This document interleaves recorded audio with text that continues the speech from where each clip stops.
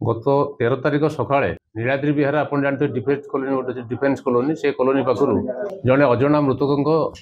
शरीर मिलता और यह संबंध में स्थानीय जी अच्छा कॉर्पोरेटर जशोधारा प्रधान आमर चंद्रशेखरपुर थाना गोटे रिपोर्ट करते से आधार में आमर चंद्रशेखरपुर थाना केस नंबर 631/2025 डेटेड 13/10/25 गोटे हत्या मकदमा रुजु होता और आमर सब इन्स्पेक्टर जुनेजा क्रिकेटा तार तदंत दायित्व नहीं तदंत समय जना पड़ा जे से जो डेड बॉडी अननोन थिला ताको विश्वस्त सूत्र आधार करबा हमर बलिष्ठ उद्यम बा चेष्टा फल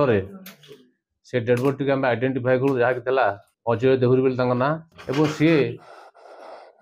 लेबर काम करथला नीलाद्री विहार अंचल लेबर काम करथला से लेबर काम करिया भितर शंकर नायक बा शंकर बेहरा बोली जने पिला जे कि जने मध्य लेबर काम करे ता सहित यार शत्रुता था और शत्रुतार कारण हूँ जे शंकर बेहरार भाई जहाँ का ना हूँ पंचानन बेहरा सी भी मध्य शंकर बेहरा सहित रही लेबर काम करती मृतक जी अजय बेहरा सी संपूर्ण निशाशक्त थे सब निशा रहा भल पाती से निशाशक्त हो मुदला जो शंकर बेहरा तार बड़ भाई की बारंबार से सुधा गाड़ीबंद करती पंचानन को बारंबार सुधा गाड़ीबंद करती अनेक समय भर पाटितुंड हुए तेणुक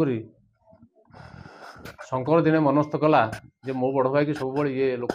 लज्जा करुच्ची अपमानित करुच्ची दांडे घाटे तेणु मुझे सबुदिन हटेदेवी रास्तार हटेदेवी योजना मुताबक जो दिन घटना घटव से दिन थिला 12 तारिख 12 तारिख राति प्राय 9टा बेले शंकर जेहेतु सब मद पीवा भल पाए मद पीबार बाहाना करी से डाकिला क्या ना आपणकर मृतक अजय को डाकिला दी जन जा मद पीले शंकर किंतु बहुत मद पीदेला जहाँकि तार निज हितार्थ ज्ञान भूलिया अवस्था से धीरे धीरे से गोटे नाल दाढ़ चली चली चली आसुले और किसी समय पर अत्यंत निशाशक्त हो शंकर सेठी पड़गला से सुजोग अजु तार मनर जो उद्देश्य चरितार्थ करने से पाखे पड़ता गोटे बड़ पत्थर आनी तार मुंड को छेचिबार लगला जहाँफल कि शंकर से अजु अजु